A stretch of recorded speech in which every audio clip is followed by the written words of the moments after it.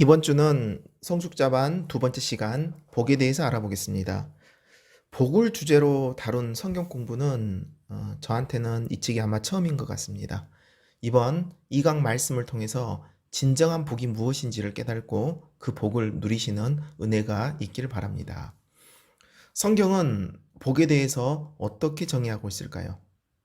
첫 번째 복은 창대함, 번영이라는 뜻이 있습니다. 잘 된다는 거죠. 하나님은 복을 주시어서 그 사람을 창대하게 하십니다. 그러나 중요한 것은 창대하게 된 것은 복의 결과이지 복의 본질이나 목적은 결코 아닙니다. 만일 우리가 창대함이 목적이 된다면 기복신앙이 되고 하나님을 잃게 될 수도 있습니다.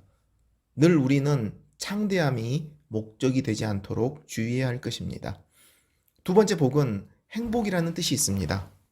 참된 복은 내 상황이 어떠하든지 사람과 행복을 누리는 것입니다. 잠언 17장 1절에서는 이렇게 말합니다. 마른 떡 한 조각만 있고도 화목하는 것이 제 육이 집에 가득하고도 다투는 것보다 나으니라. 마음에 복을 주시는 하나님의 평강이 우리 권사님들 가정 모두에 임하시길 바랍니다. 세 번째 복은 선함, 아름다움이라는 뜻이 있습니다. 만약 내가 내 속사람을 진리로 가꾸고 아름답게 할 때 그 사람은 행복한 사람입니다.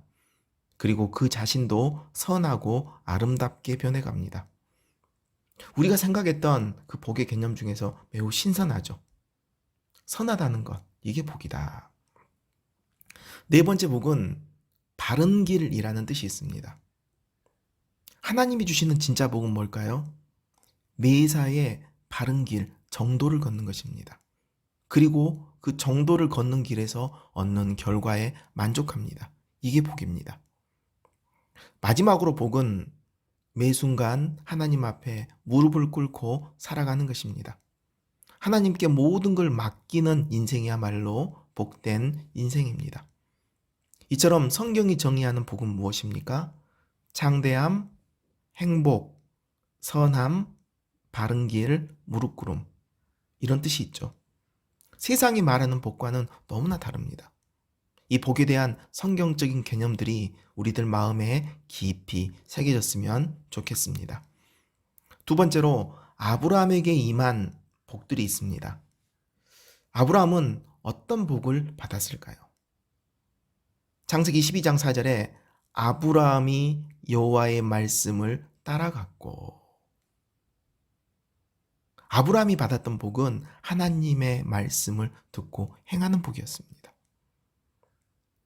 또 12장 7절에 자기에게 나타나신 여호와께 그가 그 곳에서 제단을 쌓고, 아브라함은 매 순간 제단을 쌓고 하나님을 예배했습니다.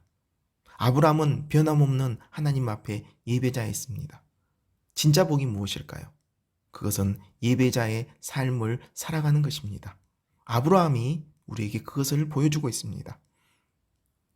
또 창세기 13장 18절에는 헤브론에 있는 마므레 상수리 수풀에 이르러 거주하고 거기서 여호와를 위하여 제단을 쌓았다고 말합니다. 아브라함은 조카 롯과 헤어지죠. 그리고 자신은 헤브론 마므레로 이주하는데, 헤브론은 교제의 자리, 마므레는 열렬하다라는 의미를 지니고 있습니다. 즉 그는 주님과 교제하며 동행하는 길을 선택한 것입니다. 아브라함이 누렸던 진정한 복은 하나님과 교제하고 하나님과 동행하며 그 인생의 길을 걸어간 데 있습니다. 또 창세기 22장 3절에 보면 아브라함이 아침에 일찍이 일어나, 어떤 상황이죠? 이삭을 바치라는 하나님의 명령이 떨어지자 그는 절대 순종합니다. 그는 하나님께서 죽은 이삭도 살릴 것을 믿었습니다. 하나님과의 바른 관계는 바른 순종을 낳습니다. 아브라함이 보여줬던 진정한 복의 모습은 바로 그의 순종에 있습니다. 아브라함은 말씀을 듣고 순종하는 삶을 살았습니다.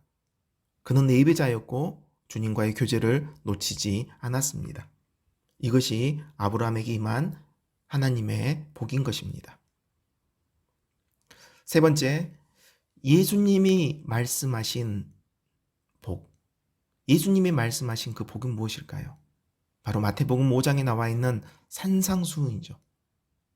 산상수훈에서 주님은 8가지 복을 말씀하십니다. 한 가지씩 한번 알아보겠습니다.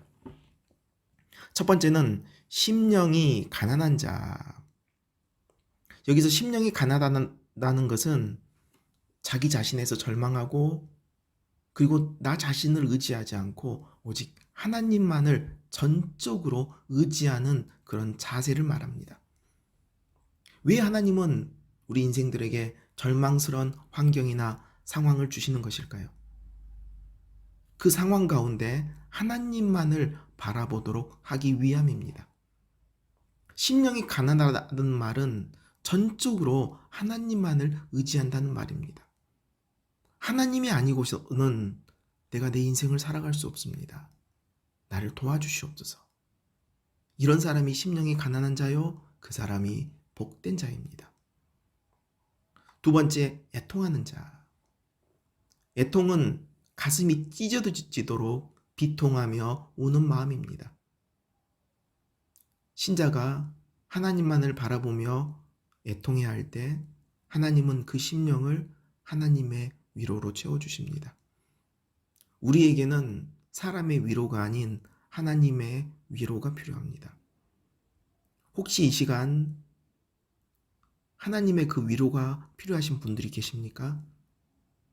그 애통하는 마음 가운데 하나님의 위로가 함께 하시길 축원합니다. 애통은 하나님의 위로를 담는 은총의 그릇입니다. 세 번째는 온유한 자입니다.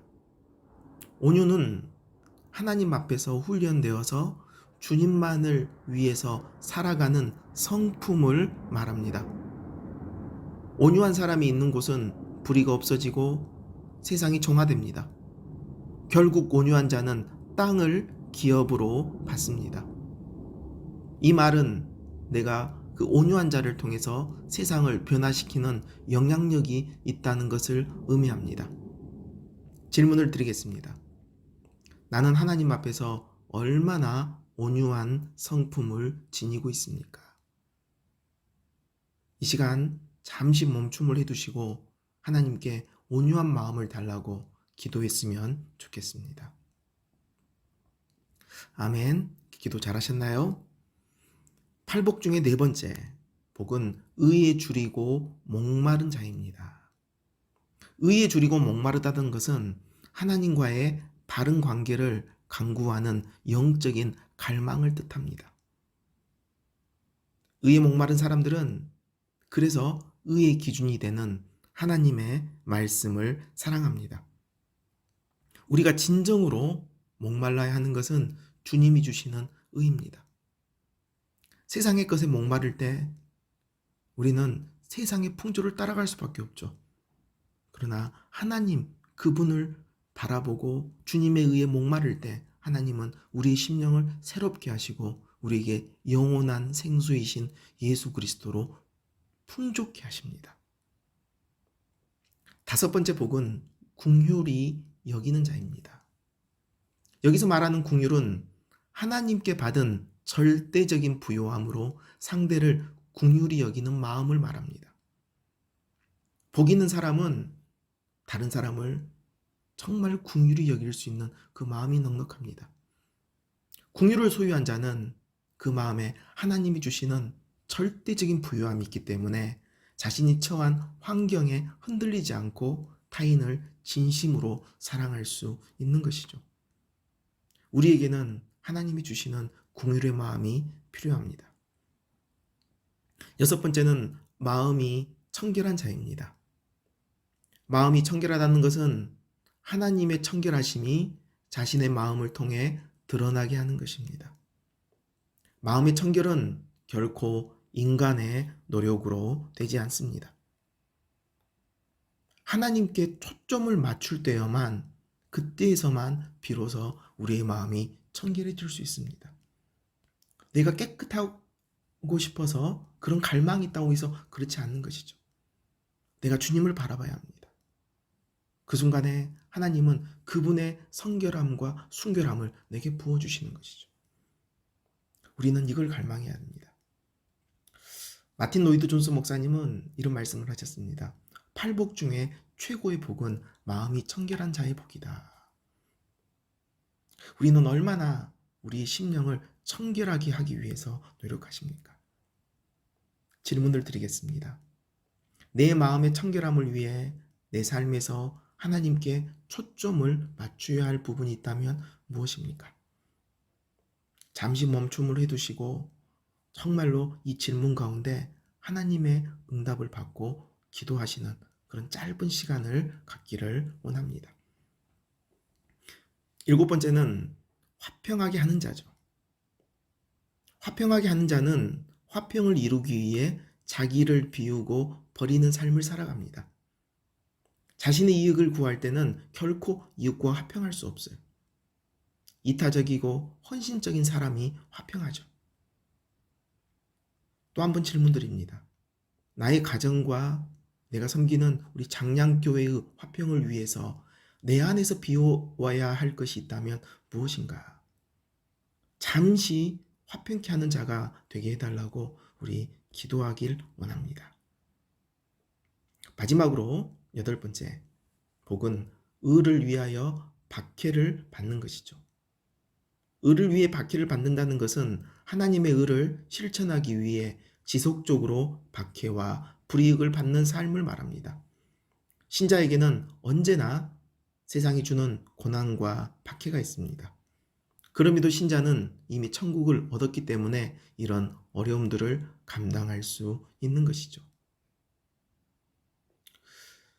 이 2강에서는 이런 복에 대해서 성경적인 정의들, 또 아브라함이 받았던 복, 예수님의 팔복을 이렇게 정리합니다. 결론입니다. 복은 무엇인가? 예수님이 말씀하신 복은 모두 하나님과의 관계에 기초합니다. 결코 물질적인 창대함이나 세상의 성공을 복되다 하신 적이 없습니다. 영원한 천국을 바라보며 살아가는 사람들은 그 천국이 목적이기 때문에 이 세상의 복에 집착하지 않습니다. 또 복은 하나님의 말씀을 쫓고 하나님께 가까이 나아가는 것입니다. 이런 자만이 영생을 얻고 영혼을 누릴 수 있기 때문입니다. 마지막으로 하나님께 더 가까이 나아가게 만드는 고난이 복일 때가 있습니다. 어떤 인생이든지 하나님이 허락하신 고난이 있습니다. 이 덕분에 인생의 시간을 영혼으로 건져 올릴 수 있는 것입니다. 이런 하나님이 주시는 풍성한 복이 우리 사랑하는 권사님들 그 개인의 심령과 가정과 자녀들에게 임하시길 주님의 이름으로 축원합니다.